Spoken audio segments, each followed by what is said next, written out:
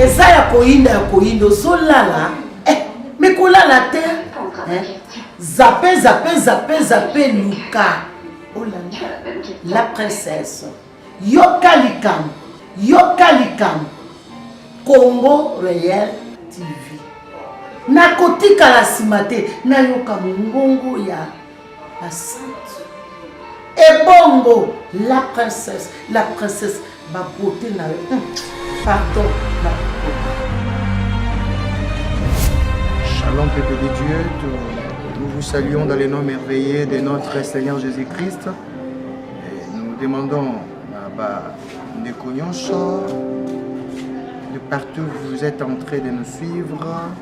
Nous sommes sur la chaîne Congo Réel TV de la princesse de l'éternel, Sœur Charlie Tiamuna.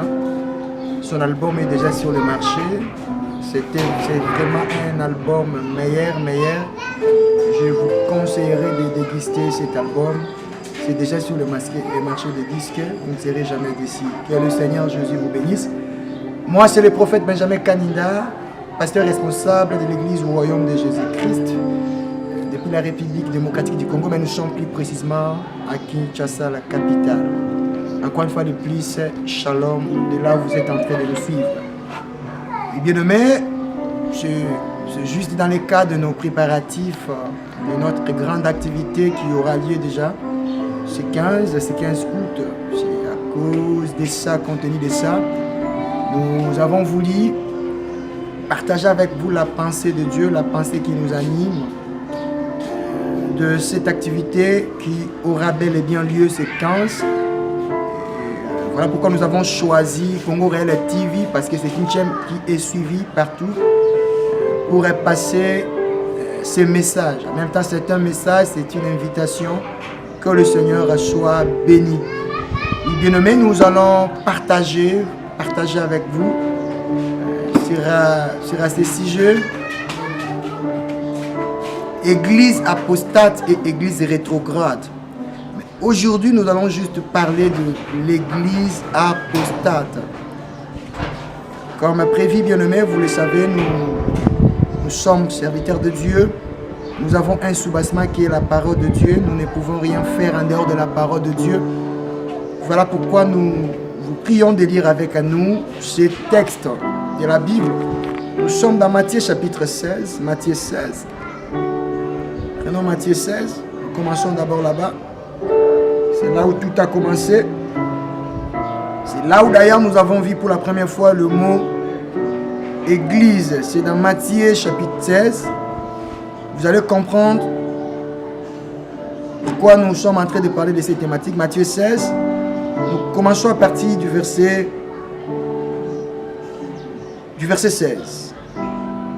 Simon-Pierre répondit: Tu es le Christ, le Fils du Dieu vivant. Jésus reprenant la parole, lui dit: Tu es erré, Simon, fils de Jonas, car ce ne sont pas la chair et le sang qui t'ont révélé cela, mais c'est mon Père qui est dans les cieux. Et moi je te dis, voyez maintenant le verset 18, et moi je te dis que tu es Pierre, et que sur cette pierre je bâtirai mon église, et que les portes de ce jour de mort ne prévendront point contre elle. Parole du Seigneur. Que le Dieu de la Bible, le Dieu des esprits de prophètes, soit loué et vous bénisse abondamment. Oui, bien aimé, je disais, les sujets que nous allons développer, ou nous sommes en train de développer, c'est dit-il, l'église apostate. Je réceptionnais beaucoup de questions, église apostate, qu'est-ce que le prophète veut nous parler par rapport à ça? Parce que le prophète aime amener des termes un peu compliqués. Non, ce n'est pas compliqué, c'est une inspiration venant de la part du Saint-Esprit. Et vous allez comprendre tout au long de cet enseignement. Bien aimé, le mot église, dans l'Ancienne Alliance ou dans l'Ancien Testament, ce mot a existé, mais sous un autre nom. On l'appelait assemblée de Dieu. C'est juste une assemblée, le peuple de Dieu. Mais dans la Nouvelle Alliance, c'est pour la première fois que ce mot a été utilisé ou ce mot a été cité, c'est par lui-même le Seigneur Jésus-Christ. Là où nous venons de lire dans Matthieu chapitre 16, le verset 18. C'est là où le Seigneur parle de l'église. Il dit à Pierre, vous savez, quand Pierre a révélé l'identité de Jésus, il dit, sur cette pierre, je bâtirai mon église. Quand il passe sur cette pierre, je bâtirai mon église, il ne parlait pas de la personne de Pierre, mais il parlait de la révélation. la révélation qui était sortie de la bouche de Pierre, c'était quelle révélation? Que tu es le Christ, le Fils du Dieu vivant. Alors bien aimé, vous savez, quand on parle du Fils de Dieu, ça veut simplement dire Dieu manifesté en chair. Dieu manifesté en chair, c'est sur cette révélation que l'église devrait être bâtie, que l'église du Seigneur devait être bâtie. Et je vous signale, cette expression a existé avant que le Seigneur ne vienne. Cette expression a existé. Il y avait déjà l'église, mais ce n'était pas l'église selon la pensée du Seigneur Jésus-Christ. Mais le Seigneur a pris ce mot église. En fait, qu'est-ce que veut dire ce mot église? Si nous entrons dans l'historique pour essayer de comprendre ce mot église, je ne vous ai pas trop de détails, mais je vais faire un résumé. Église, c'était un comité de sages, c'est comme le Sénat, un comité de sages, de personnes ayant de l'influence, qui pouvaient dire un mot, qui pouvaient décider, qui avaient des décisions en fait. Ces gens-là étaient appelés église, c'est-à-dire c'était un groupe de gens, un groupe d'individus, un groupe de personnes qui avaient de l'influence, qui avaient de la sagesse. C'est-à-dire les gens recouraient auprès d'eux parce qu'ils étaient considérés comme une église. Et vous savez, bien aimé, en comprenant cela, le Seigneur aussi, quand il dit à Pierre, je bâtirai mon église, pas de son église, l'église dont le Seigneur est en train de parler, c'est différente de l'église romaine. Parce que l'église romaine, c'était une assemblée de sages, mais ces sages n'ayant pas l'esprit de Dieu, c'était la sagesse humaine. Mais le Seigneur prend juste cette expression pour essayer d'expliquer maintenant, je bâtirai mon église. Il parle de son église, là, il est en train d'utiliser l'adjectif possessif, mon église à moi. Ça veut simplement dire, dans cette église dont le Seigneur va bâtir, c'est une église qui sera différente de l'église romaine, de l'église gréco-romaine. Quand je parle de l'église gréco-romaine, je suis en train de faire allusion à cette expression, c'est-à-dire là où ce mot est sorti, là où ce mot a commencé, il dit mon église est différente de cette église-là. Que le Seigneur Jésus-Christ puisse vous bénir. Maintenant, nous sommes en train de parler de l'église apostate. Si nous comprenons que l'église, c'est un ensemble de personnes, c'est un ensemble de gens sortis quelque part, tués quelque part, ou bien pour simplifier les choses, l'église c'est l'ensemble des rachetés. Les personnes qui ont été rachetées par le sang de Jésus, et ces gens-là sont appelés église. Comprenez-moi très bien. L'église c'est une ensemble des rachetés, les personnes pour qui le Seigneur est mort à la croix, et ces personnes à leur tour ont donné leur vie, ont crié au Seigneur Jésus-Christ, Dieu de grâce, Dieu de gloire. Que le Très-Haut puisse vous bénir. Bien aimé, nous allons évoluer, parce que si nous comprenons déjà l'essence de ce mot église, et cela va maintenant nous pousser à comprendre. Ici, nous parlons de l'église du Seigneur Jésus-Christ. La définition dont nous avons donnée, c'est la définition liée à l'église du Seigneur. Matthieu 16, on parle de l'église du Seigneur Jésus-Christ. Mais moi, je suis en train de parler de l'église apostate, qui est une église différente avec l'église du Seigneur Jésus-Christ. L'église apostate, c'est quelle église en fait? Bien aimé, vous allez comprendre ceci. Si vous lisez 2 Corinthiens chapitre 11, le verset 14, la Bible dit ceci. Cela n'est pas étonnant parce que lui-même, le diable, se déguise en ange de lumière. Je vais m'expliquer ceci. Le diable est un imitateur. Le diable imite toujours ce que notre Dieu fait. Que quelqu'un me dise Amen. Sois béni, toi qui es en train de me suivre en ce moment. Il imite ce que notre Seigneur fait. Il aime imiter cela. Je vais m'expliquer ceci. Notre Dieu, il n'y a pas trois dieux. Il n'y a qu'un seul Dieu. Mais qui a travaillé en trois dispensations. Il y a Dieu Père, il y a Dieu Fils, il y a Dieu Esprit. Il n'y a pas trois dieux. Ok? C'est ainsi le baptême ne doit pas se faire au nom du Père, du Fils et du Saint-Esprit. Le baptême se fait au nom de Jésus-Christ de Nazareth. Vous savez, quand l'Esprit n'était pas encore descendu, c'est ainsi les apôtres, on les a dit, vous devez baptiser au nom du Père, du Fils et du Saint-Esprit. Le Seigneur Jésus savait très bien, lorsque j'irai, j'enverrai l'Esprit, l'Esprit va éclairer, ils vont comprendre. C'est ainsi dans Actes chapitre 2, quand l'apôtre a voulu, il a enseigné, il a parlé de la part de Dieu, il les a pas dit à ces gens-là qui ont crié, vous devez être baptisés au nom du Père, du Fils et du Saint-Esprit, mais il leur a parlé, vous devez être baptisés au nom du Seigneur Jésus-Christ pour la rémission et la rédemption de vos péchés. Que le Seigneur puisse vous bénir. Donc nous comprenons, le Père, le Fils et l'Esprit ne font qu'un, mais chacun travaille selon sa dispensation. De même aussi à la triologie, dans l'unicité de Dieu, comprenez-moi bien, je parle de la triologie dans l'unicité de Dieu, de même aussi à la triologie dans l'unicité diabolique. Il est vraiment un imitateur, quelqu'un qui aime photocopier. Et lui aussi, il a il joue ce rôle à ces trois personnages. Il est le père Satan, il est le fils antichrist, et puis il est le Saint-Esprit, le faux prophète. Vous allez comprendre. Ces trois entités que je viens de citer, c'est la même personne, la personne du diable. Il est lui-même le père Satan, il est l'antichrist, et puis il est le faux prophète qui est le Saint-Esprit. C'est-à-dire Satan, il se met au même rang avec Dieu le Père. Antichrist, il se met au même rang avec Christ Jésus. Et le faux prophète, il se met au même rang avec le Saint-Esprit. Comprenez-moi très bien. Donc si tel est le cas, il y a une église du Seigneur. Sachons aussi qu'il y a une église de l'ennemi. Notez bien déjà, saisissez-moi. L'église ne parle pas d'abord d'un individu. L'église fait toujours allusion à un corps, à un ensemble de gens. Vous voyez? À un ensemble de gens. Quand on parle de l'église corps du Christ, c'est un ensemble de chrétiens, de vrais enfants de Dieu éparpillés de par le monde. Ce ne sont pas que dans un coin nous allons trouver les chrétiens. Ce sont cet ensemble-là, des enfants de Dieu qui sont éparpillés de par le monde. Parce que l'église fait toujours allusion ou prône toujours, pas toujours de l'ensemble des gens. C'est si vous allez remarquer, quand la Bible est en train de parler de l'église, l'apôtre Paul parle de l'église dans 1 Corinthiens chapitre 12, le verset 13, il dit, vous avez été baptisés par un même esprit, pour qu'ensemble nous puissions former un seul corps. Et si vous lisez là-bas, il est en train de parler du corps comme étant un organisme, mais ayant plusieurs organes.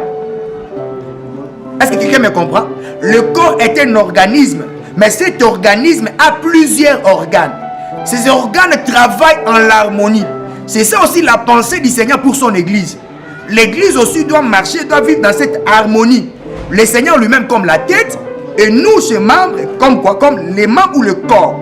Que le Seigneur Jésus-Christ puisse vous bénir. Et de même aussi, l'église apostate que nous voulons, ou nous sommes en train d'expliquer, c'est l'église de l'ennemi, l'église du diable. Cette église aussi, c'est l'ensemble de personnes manquant l'Esprit de Dieu éparpillées de par le monde. Ce ne sont pas un groupe d'individus dans un lieu bien approprié, mais c'est tout un esprit. L'église apostate, c'est tout un esprit. Et cet esprit, ce n'est pas l'Esprit de Dieu. Parce que la Bible nous dit déjà, dans 1 Jean chapitre 4, verset 1er, on dit, ne mettez pas votre foi à tout esprit. Vous devez éprouver les esprits. Pourquoi? Parce que tout esprit ne vient pas du Seigneur. Si vous lisez encore dans 2 Corinthiens chapitre 11, vous allez trouver ceci, l'apôtre Paul dit, ces gens-là vous ont prêché et vous avez reçu leur esprit. L'esprit dont on est en train de parler dans 2 Corinthiens chapitre 11, ce n'est pas l'esprit du Seigneur. C'est l'esprit de la bête, l'esprit de l'antichrist. Et comme il est fort en imitation, lui aussi a son église à lui. Comprenez-moi déjà, l'église apostate, c'est l'ensemble de personnes manquant l'esprit de Dieu, éparpillées de par le monde. Ils ne sont pas seulement à Kinshasa, ils ne sont pas seulement au Bénin, ils ne sont pas seulement au Cameroun, mais ce sont l'ensemble de personnes manquant l'Esprit de Dieu, éparpillées de par le monde. Que le Dieu de la Bible puisse vous bénir, vous qui êtes en train de m'écouter en ce moment. Et si tel est le cas, nous sommes en train de parler de cette église apostate. Maintenant, c'est quoi l'apostasie? C'est quoi l'apostasie? Parce que beaucoup me disent, prophète, tu as bien dit, tu as expliqué l'église. Maintenant, c'est quoi l'apostasie? Quand vous parlez de l'église apostate, le mot apostate, c'est juste un mot qui sort dans cette expression apostasie. Apostasie, je vous ai parlé les détails grecs ainsi de suite. L'apostasie veut simplement dire abandon de la foi. Mais avant d'entrer en profondeur sur ce qui concerne cette expression, ce mot apostasie, j'aimerais d'abord que nous puissions lire un texte ensemble. Ouvrons nos Bibles, nous sommes dans le livre de 1 Timothée chapitre 4. 1 Timothée chapitre 4, le verset 1er. Écoutez ce que la Bible dit. 1 Timothée 4 1er, il est dit ceci. Dans 1 Timothée 4 1er, il est dit ceci. Mais l'Esprit dit expressément, dans les derniers temps, quelques-uns abandonneront la foi pour s'attacher à des esprits séducteurs et à des doctrines de démons. Change-moi les sons, change-moi les sons, change-moi les sons. Et à des doctrines de démons. Vous comprenez déjà? Ici, nous sommes en train de parler, l'apostasie, c'est abandonner la foi. Ici, quand on parle de la foi, c'est la personne de notre Seigneur Jésus-Christ. Abandonner la foi veut dire, ils abandonneront la parole pure. Ils abandonneront Jésus. Si vous lisez Romains chapitre 10, le verset 17, la Bible dit, la foi vient de ce que l'on attend, et ce que l'on attend vient de la parole de Christ. Donc la foi est toute une personne qui est Christ. Et Christ qui incarne la parole, parce que Christ est la parole, Jean 1, 1, la Bible dit, au commencement était la parole, et la parole était avec Dieu, et la parole était Dieu. Donc quand on est en train de parler ici, abandon de la foi, on est en train de parler l'abandon de la parole véridique, l'abandon de la parole salutaire, l'abandon de la parole pire, l'abandon de la parole qui sauve, l'abandon de la parole qui libère, l'abandon de la parole qui nous a fait retourner dans les dents de Dieu. Praise the Lord. Bien aimé, c'est abandonner cette parole en fait. C'est ça en fait l'apostasie. Maintenant dans l'apostasie, j'aimerais vous situer parce que je suis un prophète. Un prophète ne parle pas à l'air. Un prophète doit situer les gens dans l'espace et le temps. Donc nous avons deux types d'apostasie. Il y a cette première type d'apostasie que nous sommes en train de vivre actuellement. Cette apostasie, je l'appelle apostasie avant enlèvement de l'église. Il y a l'apostasie avant enlèvement de l'église et puis il y a apostasie après enlèvement de l'église. Comprenez-moi bien. Je dis l'apostasie, c'est abandonner la foi. Je dis la foi, c'est la personne de Jésus-Christ. Vous comprenez déjà? Maintenant, je dis il y a deux types d'apostasie. Il y a l'apostasie avant l'enlèvement de l'église et il y a l'apostasie après l'enlèvement de l'église. L'apostasie avant l'enlèvement de l'église, c'est cette apostasie que nous venons de lire dans 1 Timothée chapitre 4, le verset 1er. C'est dans notre ère, c'est dans ce temps que nous appelons le temps de la fin. Cela a commencé depuis le temps des apôtres. C'est cette apostasie, l'abandon de la foi. C'est dans notre temps. C'est ainsi la Bible parle de personnes qui ont abandonné la foi. Ça a commencé à notre temps. Cette première type d'apostasie va prendre fin à l'enlèvement de l'église. Lorsque l'église sera enlevée, c'est à ce moment-là que nous allons entrer au deuxième type d'apostasie. Maintenant, j'aimerais vous dire ceci. L'apostasie est l'abandon de la foi. L'apostasie avant l'enlèvement de l'église, parce que le Seigneur l'avait parlé, avant que le Fils de l'homme ne vienne, il doit trouver, l'apostasie doit atteindre son paroxysme, doit atteindre sa sommité. Les gens vont abandonner la foi.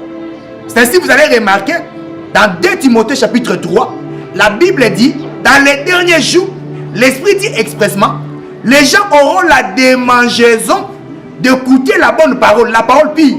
Ils auront la démangeaison. Ils vont se former une foule de docteurs, une foule d'enseignants. Vous comprenez déjà, je vous ai parlé au départ, que le diable est un imitateur. Comme il est un imitateur, il a aussi ses docteurs à lui. Notre Seigneur Jésus-Christ travaille au travers de ces 5 grâces ministérielles que nous avons. Ephésiens chapitre 4 verset 11, nous avons apôtres, prophètes, docteurs, évangélistes et pasteurs. Ce sont les 5 grâces ministérielles qui arrosent l'église du Seigneur. De même aussi le diable, il a aussi ses 5 ministères à lui. Le diable a ses faux prophètes, vous allez les trouver. Dans 2 Pierre chapitre 2, le verset 1er, on parle de faux prophètes et de faux apôtres. Dans 1 Timothée, là nous venons de lire, chapitre 4, on parle de faux docteurs.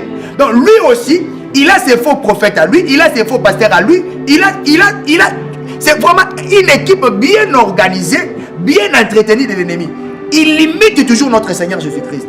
Je crois fermement que les enfants de Dieu, les appelés de Dieu, ceux-là dont le nom a été inscrit avant la fondation du monde dans le livre de l'agneau, ne suivront jamais la bête, ne suivront jamais l'ennemi, n'abandonneront jamais la foi. Parce que nous sommes de ces personnes-là dont la Bible dit, nous ne sommes pas de ceux qui vont reculer. La Bible déclare ceci, celui qui persévérera jusqu'à la fin, il sera sauvé. Nous sommes en train de persévérer jusqu'à la fin parce que nous avons reçu la foi que nous avons reçue sur le Seigneur Jésus-Christ. Je vous ai parlé de ce type, de cette première foi, dont je dis cette première foi, c'est celle qui va permettre à l'enlèvement de l'église. Parce que le Seigneur va lui-même dire dans Luc chapitre 18, il dit, lorsque le Fils de l'homme viendra, trouvera-t-il de la foi? Vous allez comprendre ceci. Quand il parle, lorsque le Fils de l'homme reviendra, trouvera-t-il de la foi? Ça veut simplement dire qu'il ne trouvera pas la foi, mais il trouvera quoi? Il trouvera l'apostasie qui s'est installée. Et comprenez encore ceci, l'apostasie est une plateforme de l'ennemi. L'apostasie est l'aéroport du diable. L'apostasie, c'est un aéroport qu'on est en train d'entretenir, que l'avion que nous appelons l'Antichrist va atterrir. Que quelqu'un me dise Amen. Je vous parle comme un prophète. L'antichrist n'aura pas le corne comme on vous dit là. L'antichrist va naître comme tout le monde. Je vous ai dit, le diable est spécialiste en imitation. Il est spécialiste en imitation. Comme notre Seigneur Jésus-Christ était né, l'antichrist aussi naîtra.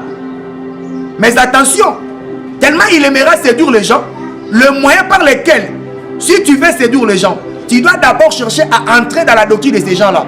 Et enfin, tu sauras comment les séduire. Que le Seigneur Jésus-Christ vous bénisse. Soyez abondamment bénis. C'est ainsi dans Apocalypse chapitre 13, on dit, j'ai vu encore une bête qui montait de la terre.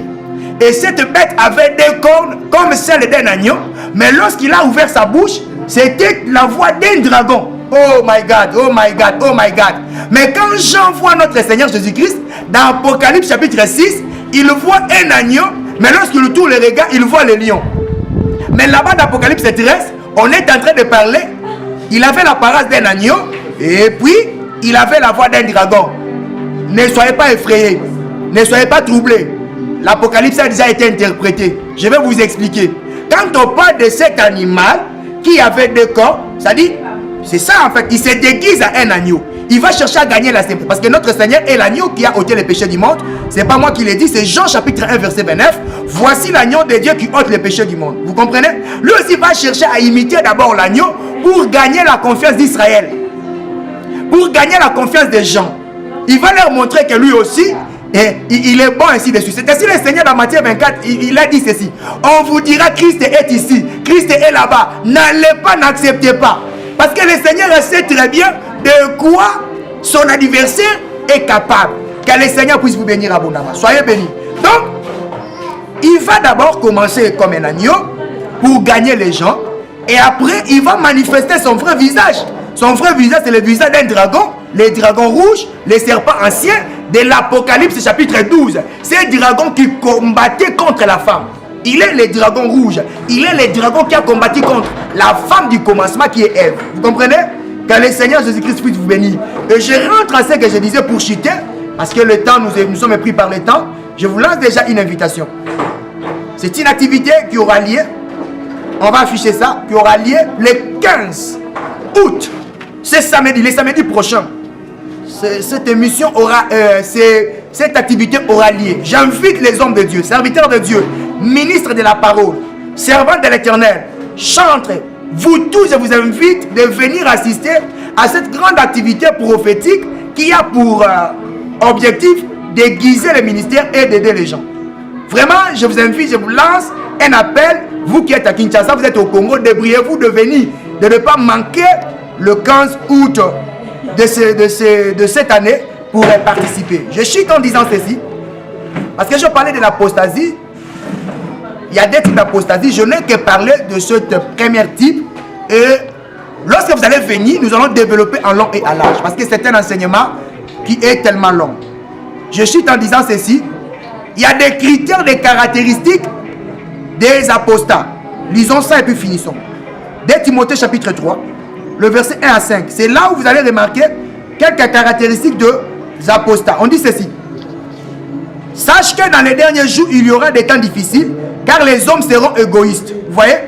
Amis de l'argent, fanfarons, hautains, blasphémateurs, rebelles à leurs parents, ingrats, irréligieux, insensibles, déloyaux, calomniateurs, intempérants, cruels, ennemis des gens de bien. Vous allez remarquer dans cette liste, si vous lisez de 1 à 5, on parle ayant l'apparence de la piété, mais régnant ce qui fait la force.